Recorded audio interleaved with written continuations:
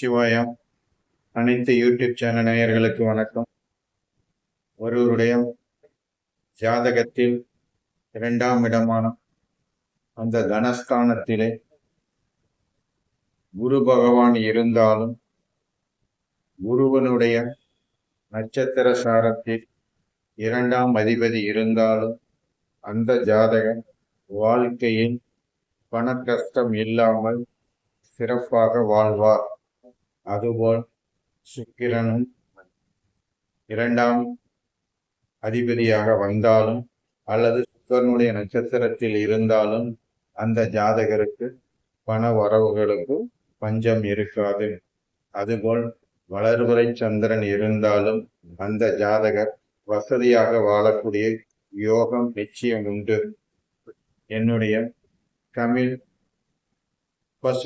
ஜோதிடத்தை சப்ஸ்கிரைப் செய்து கொள்ளவும்,